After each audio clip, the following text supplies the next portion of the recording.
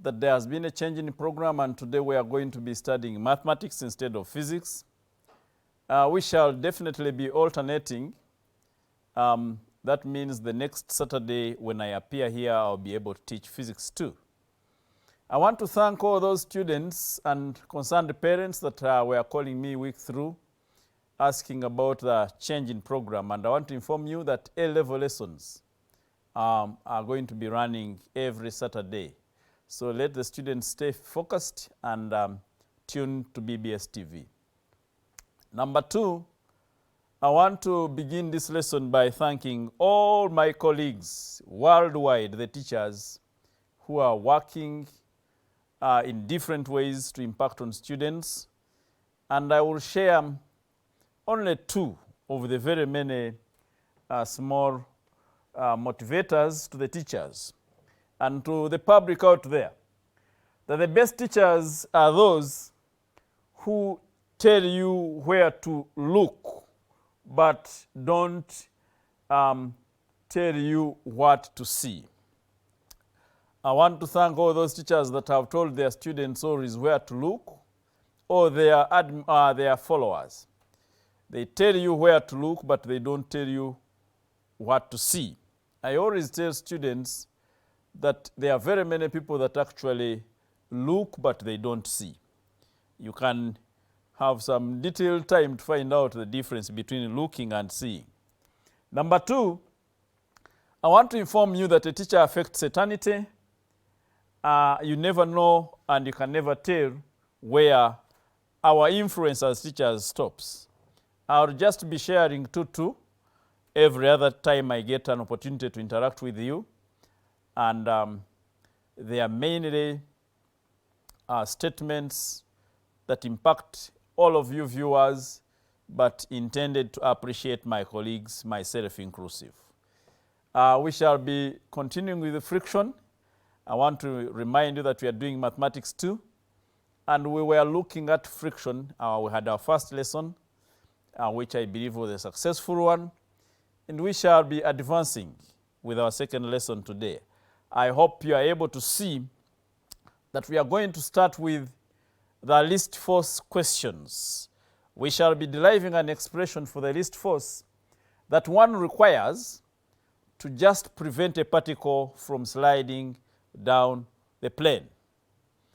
I want to repeat, the expression we are just about to derive will give us an expression of a force that we require to prevent a particle from sliding the plane.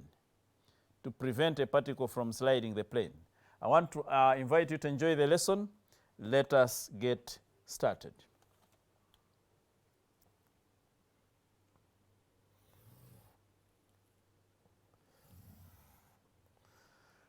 We are looking at derivation of an expression for the least force. And we shall let P to represent that force. So if we consider, I would like to request the producer to just keep there where we have derivation. I will be requesting you time and again when I require you to move. Thank you. Yeah, least force. We shall consider a particle of known mass. We shall consider a particle of known mass. If the particle has a mass m, that particle will have a weight, which we already know as mg. We shall take the angle of inclination to be theta. And from the previous lessons we have had, we have used our normal reaction here. I will still use our normal reaction as R. The least force required, we are going to take this force as P. If we let the least force be P, P is the force acting here, but the least force will be what we shall actually eventually get as the minimum force. Now P is acting at an angle which we shall call alpha with a horizontal. We are indicating forces acting And the other force acting here is the force that we obtain by resolving this weight, and that will be mg, the cosine of theta. This mg has a component along the normal and has a component along the plane, which is mg, the sine of theta. Ideally, my dear learners, I want to inform you that the diagram over here, which I believe you can clearly see, now illustrates the forces we need. But we shall let another force that I'm going to call F act there. We shall let another force that I'm going to call F act there. P is, in this sense, expected to be the force that we need to find. Now, we are going to resolve in two directions. We shall resolve normal to the plane. This is the plane. And we shall resolve parallel or along the plane. And this is where the students are supposed to be able to pay attention. The least force that we want is the force that is just required to prevent the particle from sliding down the plane.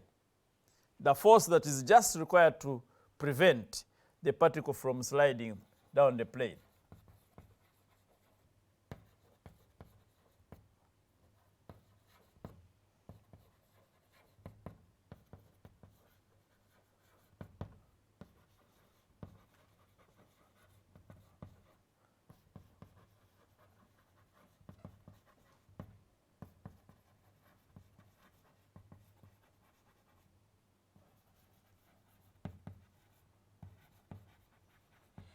Now, and what I want to emphasize here is that F is a frictional force, and that implies that F is going to act in the opposite direction.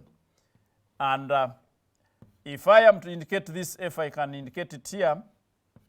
But from our previous lesson, students following should be in the know by now that that F will be equal to mu r. Since the particle is meant to slide down, the frictional force will act opposite the plane. So resolving normal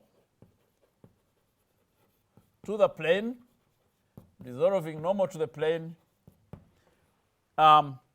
normal is at 90 degrees. The normal reaction R is definitely opposite to the force mg, cos of theta. But we are going to resolve P along here so that we get the component of P.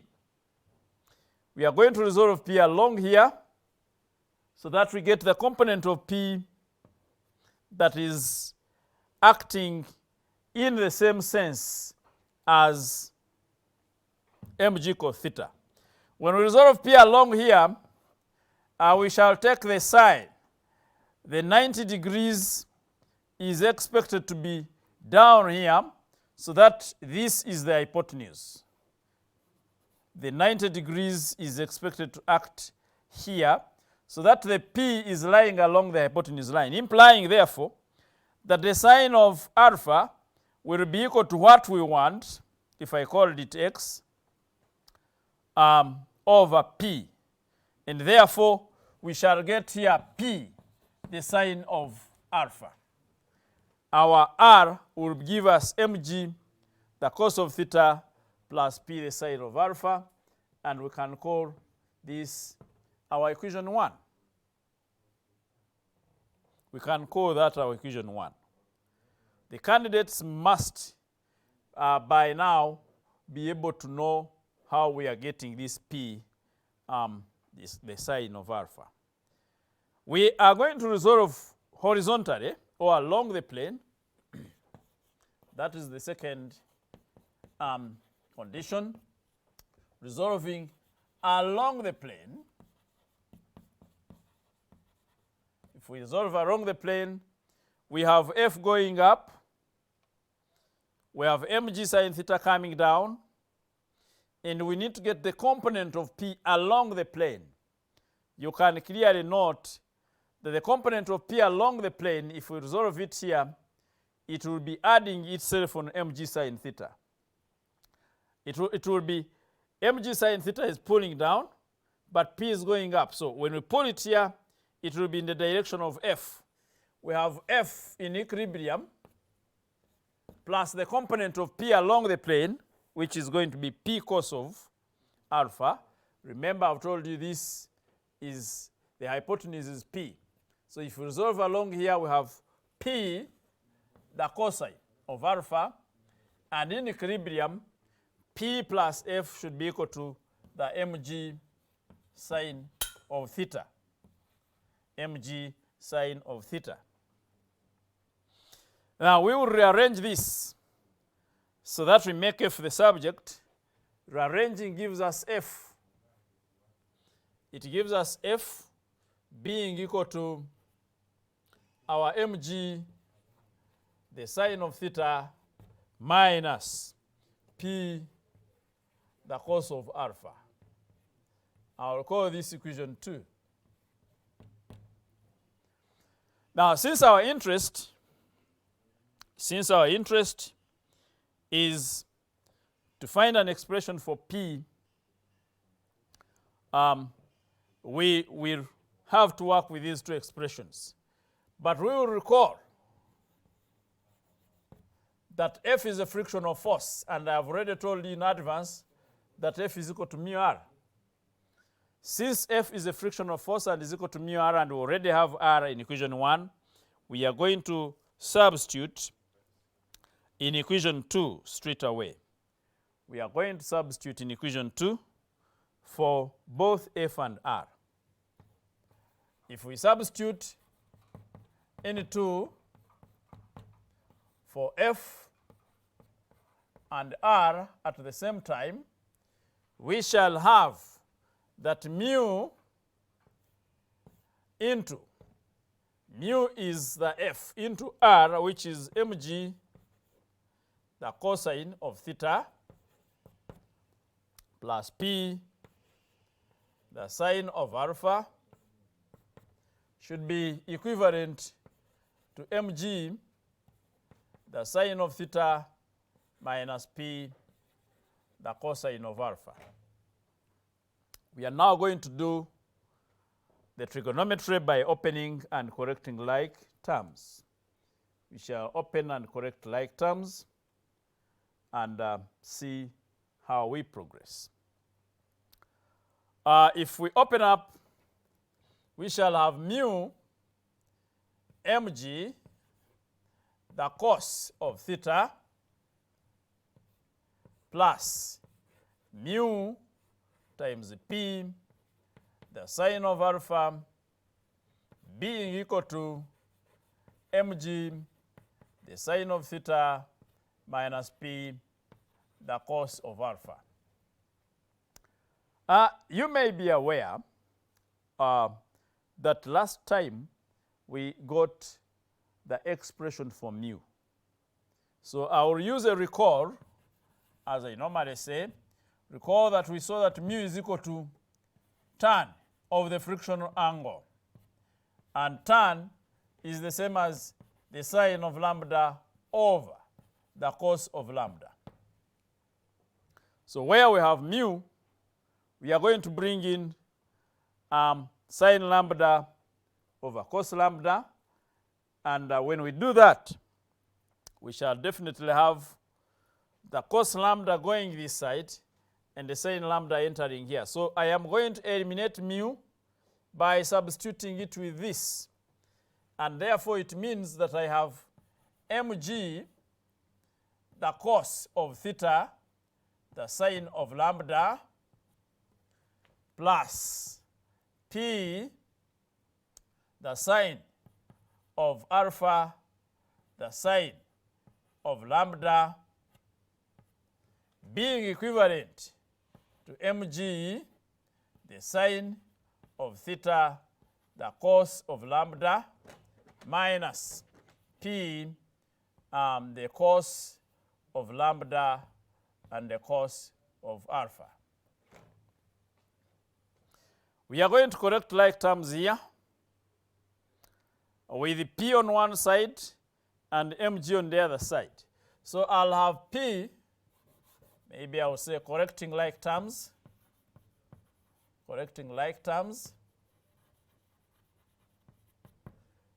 and this is where some students may get lost. If we correct like terms, we shall be bringing the p on the left-hand side, and I will factorize straight away. I'll have p into the cos of lambda, the cos of alpha, plus the sine of alpha, the sine of lambda on the left-hand side, because when this p crosses, it becomes a positive.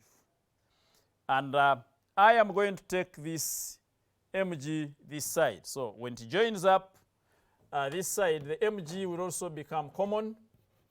I'll have mg as a common factor, and this mg will be into the sine of theta, cos of lambda, minus the cos of theta, sine of lambda.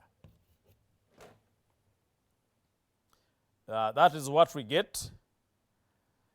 From your trigonometry, this can be either cos alpha, cos lambda, plus sine alpha, sine lambda. It does not matter what you write first. As long as it is cos plus sine, it is considered to be the difference between two angles in cosine. So this implies I can say cos into alpha cos lambda plus sine alpha sine lambda is the same as the cos into, if it is alpha lambda, we can say alpha minus lambda. Similarly, the sine into theta, similarly this will be considered to be the same as the difference in the sine of theta minus lambda. So we therefore have p into the cos of alpha minus lambda being equal to mg into the sine of theta minus lambda. This up statement here reduces into this. Since our interest is p, when we make p the subject, we get p as mg, the sine of theta minus lambda, over the cos of alpha minus lambda. But remember, we are looking for the least force. So for p minimum, and I don't want to break this working, I will keep everything here. I'll say for p minimum, which is the least force, the denominator, this can only be smallest if the denominator is greatest. And therefore for p minimum, our denominator of alpha cos into alpha minus lambda should become 1. Should become 1 for this expression to become the smallest. It should become 1. And if it becomes 1, it means it can only be 1 when the cosine of 1 is actually obtained when the change in these angles is 0. When the angle is 0, the cos of 0 is 1. And therefore, it is 1 when alpha is equal to lambda, implying finally the expression we want, p minimum, will be possible when our mg is equivalent to this expression. Remember that p is going to be minimum at that expression of mg sine into theta minus lambda. P is going to be minimum with that expression. So the least force that one requires to just prevent a particle from sliding down the plane that is inclined at an angle theta is that. The reason why you don't see the alpha, which is the angle at which P was inclined to the horizontal or along the plane, is not in our final expression. The reason why you see the alpha now is not in our final expression. We have the angle of friction and the angle of inclination. Candidates may be asked to actually derive this, or we'll use this knowledge to solve numbers that require this reasoning. That is case number one. Case number one, I will allow students to capture this case, and we look at the second case. Capture this case as we prepare to look at this is sliding down the plane. We are going to look at an expression that will be required to move the particle up the plane. The expression required to move the particle up the plane. And as and when the time allows us, we shall now be able, after the next derivation, to look at sample questions. So we are moving to part B. My dear followers and students to this attending this lesson, you need to consistently practice and recall your knowledge on resolving forces to be able, and of course on trigonometry, to be able to catch up with these derivations. Friction is supposed to be a simple topic. For those doing physics, you are lucky that you double in meeting this topic, and you have an added advantage. I think we can look at the least force to move up the plane. This is least force down the plane, least force up the plane. The sketch changes slightly, and there is an adjustment in the forces acting. There is an adjustment in the forces acting. So if we look at the least force, which is part B, up the plane, we shall still use our angles. We shall still use our angles, and we are going to consider the plane inclined at an angle theta to the horizontal. We shall still consider the particle of mass m, so the weight will be mg. Ideally, when you are sketching, this is expected to be at 90 degrees to the horizontal. Our normal reaction, we shall still use R. The forces acting are very, very important. And we shall still use P.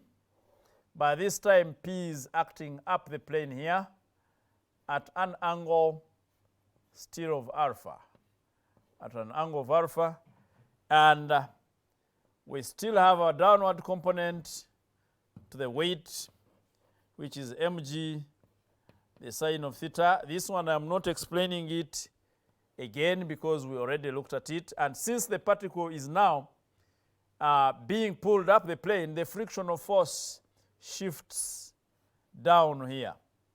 The frictional force is now acting as we defined it in the opposite direction. I'm calling it F, and we are aware that our F is the same as mg. When it comes to resolving, we shall still resolve normal to the plane and along the plane. So, resolving normal, there is a force here of mg, the cos of theta. This angle is theta, given that the whole of this is 90, and of course this other angle would be 90 minus theta. and this is 90. This can be got by starting from here. Theta, 90, therefore 90 minus theta, and therefore theta. Resolving normal to the plane, which I expect now to be a little easier. R is opposite mg cos theta. We now need to find the component of P along there. And as indicated, again, where P is assumed to be our hypotenuse. So the 90 is expected to be here. So when we pull P, we are resolving normal, we are interested in the vertical. It means that the value of P that we are interested in will be here.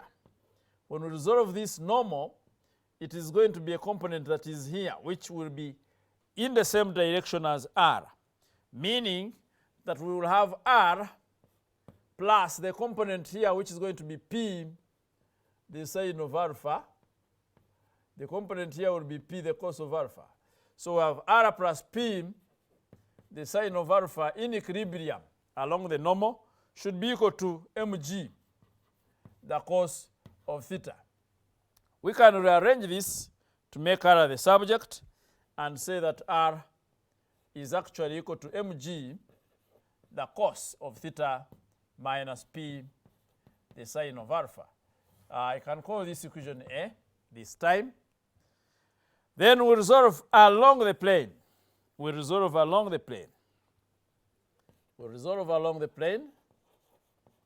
Resolving along the plane. If we resolve along the plane, we already have mg sine theta coming down, and F in the same direction with mg sine theta, and we shall have P cos alpha moving up.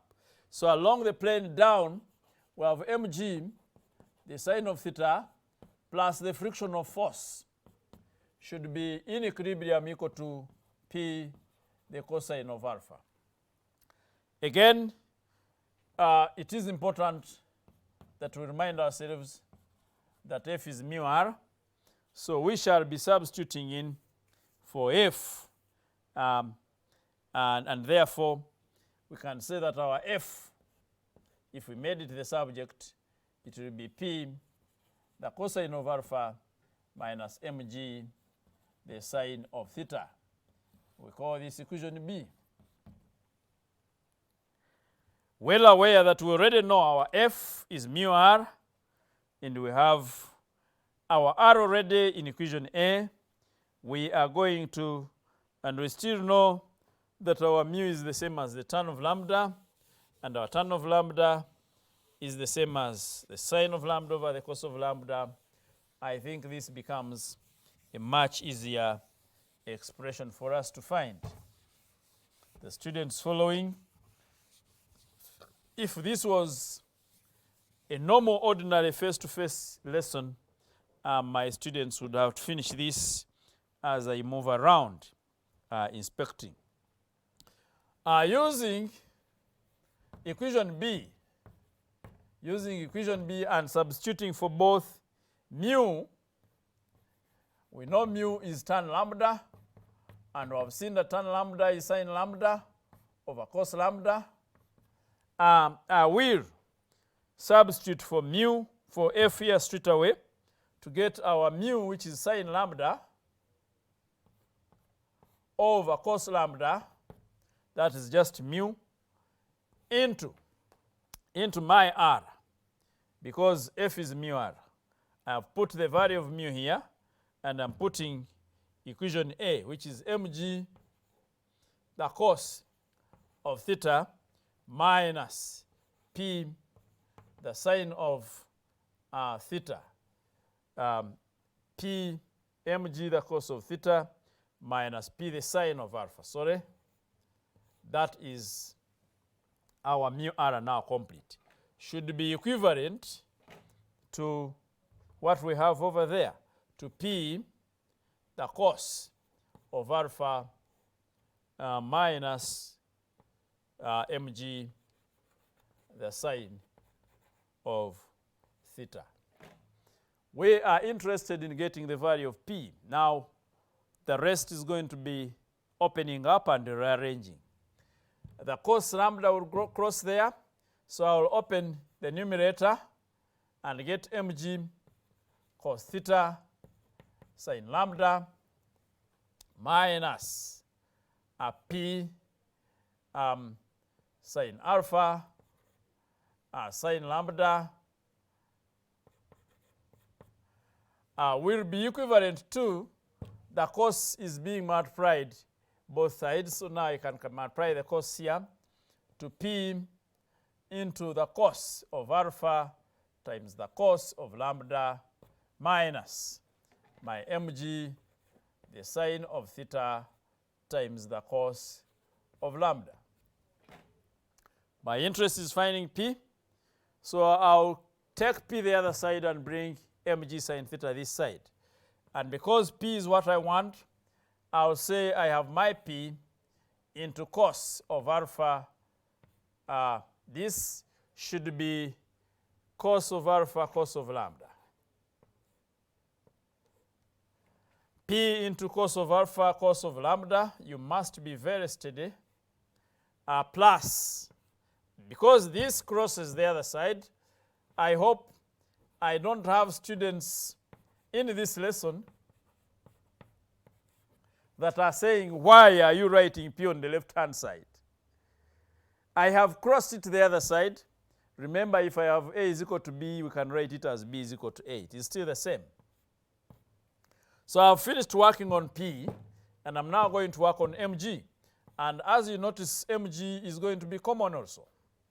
So my mg will be into the cos of theta, the sine of lambda. Again, this is going to be a plus, the sine of theta and the cos of lambda. From your knowledge of trigonometry, once again, my dear students, cos plus sine is a difference between cos. So this will give me P into the cos of alpha minus lambda. The whole of this collapses to that one from our trigonometry. And the whole of the right-hand side simplifies to, we have cos sine plus sine cos. This is a sine expansion where we are adding. And therefore, when we consider this, we are actually adding the sine into theta plus lambda. Sine into theta plus lambda. When we expand this, we have sine theta cos lambda plus cos theta sine lambda. And the order here does not matter. You will still have the same. If we make P the subject, we divide both sides, dividing by the cosine into theta minus lambda, both sides,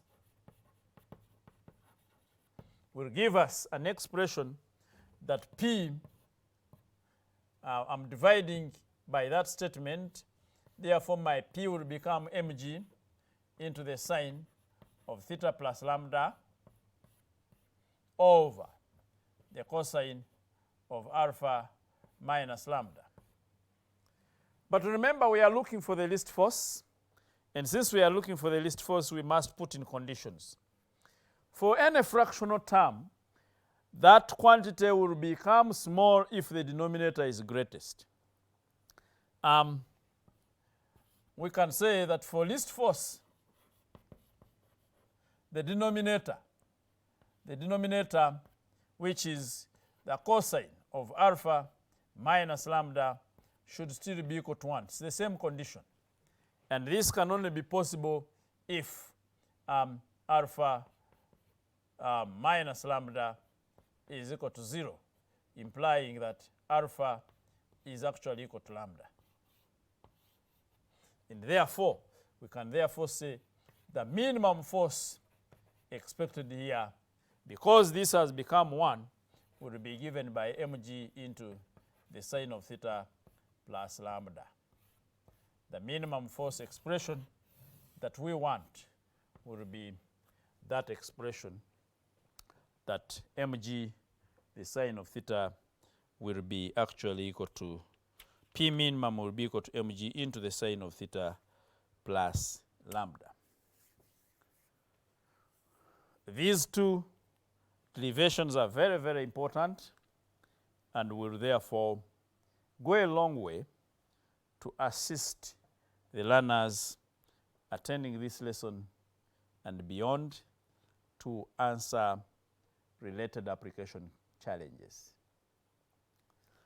As you capture this, I will request the producer to go to the examples. So that we can try out one number. Yes, example number 1. Yeah, you can proceed and expose example number 2 fully, no problem. But I am sure we shall do example number 1. And later into the lesson, before it ends, we shall focus to you the exercise questions. The exercises are inclusive of what we covered in our first lesson. And I expect that you should be able to actually use the knowledge discussed in the first lesson and today's lesson to try out these numbers. Even if we don't complete question 2, I can assure you that you have the capacity to do question 2. Let us look at question 1. Before I even interpret the sketch here, a body of mass 8 kilograms. We are now bringing in mass. Where I've been putting mg, we shall be having 8g because it's the weight. Rests on a rough plane inclined at theta to the horizontal. If the coefficient of friction is mu, find the least horizontal force in terms of mu, theta, and g, which will hold the body in equilibrium. Number 1 is typical of the first example. If you look at number 2, they are talking of a carton of mass 3 kg resting on a rough plane inclined at an angle. They have given us the value of theta this time. The coefficient of friction between the carton and the plane is 1/3. Find the horizontal force that should be applied to make the carton just about to move up the plane. So number 2 is typical of this number here that I have just finished looking at, and number 1 is typical of the first example. We look at number 1, and as we move, we look at example 1. We look at example 1. The only difference here is that we are putting figures where we had symbols or forces that are general. We are putting figures where we had general forces. Number 1, our sketch diagram is right over here. We have the weight this time. This is 8g. The angle is theta. And they're asking for that horizontal force. The normal reaction is R. And they want the horizontal force, which we have called P. And we are aware that that P will act at an angle. This time, that angle has been given to you. And they are telling us that the coefficient of friction is mu. So since P is preventing the particle from sliding down, it means since the particle ideally will slide down, the frictional force will be up. And we know the frictional force is given by mu r. But down here, we have another force which you must never forget for inclined planes. And this time, this is 8g, the sine of theta. So what is left is resolving normally and along the plane. Once you know that you are left with resolving normally and along the plane, and you have indicated all forces acting, then you are good to go. So if we resolve normally, this time they want an expression, since there is theta, resolving normal to the plane. resolving normal to the plane. Remember I told you that when you do this, the 90 is here. So we will have P, the sine of theta, acting in the same direction as the 8G. When you resolve normal, the P is pointing down. So normal to the plane, we have R being equal to 8G, the cos of theta, plus this angle is theta. And if you want to go into the details of the geometry, then you can always be able to get it. Plus P, the sine of theta. We will label this as equation 1. Then we resolve along the plane. Resolving along the plane, we have F there, we have G sine theta going down, and when we pull P, it will be joining F. So we have F plus P, the cosine of theta, being equal to 8G, the sine of theta. If we rearrange to have F alone on the other side, we can always have, we can always have this here. But we know that F is mu R. F is mu R. And mu is the angle. We shall now leave mu the way it is. We are not going to bring in the tan. We shall leave in mu and substitute for R here. It implies that mu into 8G, the cos of theta, we can say substituting in 2 for mu and R, we have mu 8G cos of theta plus P, the sine of theta, should actually be equal to 8G, the sine of theta, minus P, the cos of theta, minus P, the cos of theta. Because I have substituted here and I've taken this the other side, I will open brackets and rearrange to have P on one side and 8G on the other side. So I'll have my P into mu, this P is out into mu, the sine of theta. This P will come this side, so when I bring it this side, I simply have the cos of theta. Should be equal to 8G, the sine of theta. This mu will come this side, minus 8G minus mu times 8G, the cos of theta. Remember, we are looking for the minimum force, which should be P. So it implies that my P into mu, the sine of theta, plus cos of theta, will actually be equal to 8G, becomes common here. If I factor it out, I have the sine of theta minus mu, the cos of theta. And therefore, my P made the subject will give me 8G into the sine of theta minus mu, the cos of theta, all over mu, the sine of theta, plus the cos of theta. That gives us the expression that we are asked to find. They are telling us to find the minimum force or the least force in terms of mu, theta, and g. The minimum force, therefore, is this. The minimum force is this. Of course, if someone decides substituting for mu, it should be able to lead you into that other expression. It is open for someone to substitute in mu using, note that our mu, as we said, is tan of lambda, and that tan of lambda is equal to the sine of lambda over the cos of lambda. If someone substitutes in this, they will get the very expression that we got. We got the expression when we are deriving as mg sine into theta minus lambda over alpha minus. So when we bring in mu, that's when we bring in the other angle, the lambda bit.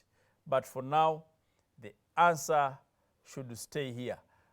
Moreover, that this question is a 5 max number which appears in section A. I will request our producer to move to the section of questions. As you capture this, as the students capture this solution, I'll request that you move to the section of questions. Move to the section of questions such that these students can have some time to capture these numbers. To the students following this program, there are several questions that I considered. The first 3 numbers, which you can clearly see, fall within the first lesson we had last time. And whatever you see in bold on the right-hand side are the answers that I expect you to get. So as you try them out there, they are unique questions. You may not easily find them in most of the books, but they are similar to the ones in the books that you may have access to. They are similar. Number 1, number 2, number 3. As usual, I encourage you to take a picture because I am about to ask the producer to move down to expose more questions with an assumption that you have taken a picture. My interest is that you get the exercise, then I will interpret the second example and you can finish it your own, on your own, or we may not actually interpret it because of time. You could move to question 4 and any other question below. They have finished capturing question 1, 2, 3, so move to question 4. Try to go down. I don't know whether we have another number there. Okay, that is it. So they can capture question 4. Question 4.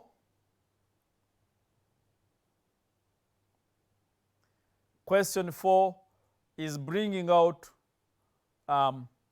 the part that we have discussed today, together with the question number 2. Yes, I want you to take your time.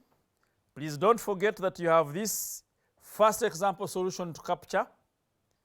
And I will not be interpreting our second example because of the time element. So I want to give you time to capture the solution and also capture the exercise questions. The answers have been put.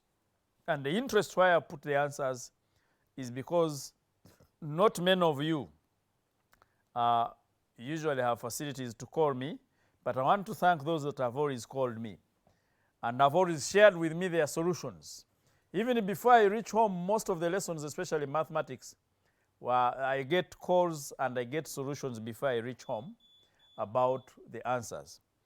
I want to mention that last time, the number that I left you to find the value of P, and I want to mention that its answer, for those who got it or who tried to finish it, I expect you to have got the value of P for our last number as 419.98 newtons. If you substituted in and completed that number in our last lesson, you must have got a value of P as that. I want to ask you to continue reading and continue taking the SOPs as directed by the Minister of Education. I want to thank those people that are visiting my YouTube channel and subscribing, and encourage more people to subscribe. The numbers are rising. I want to thank you. But most importantly, the interest should be on the academic work that I put there.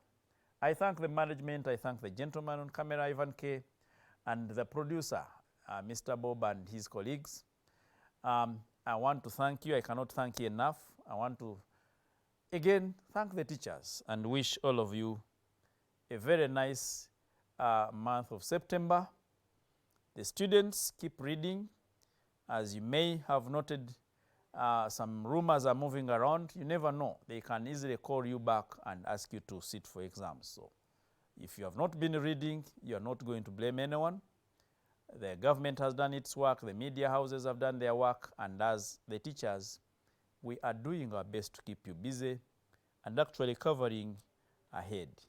I wish you the best. God bless you.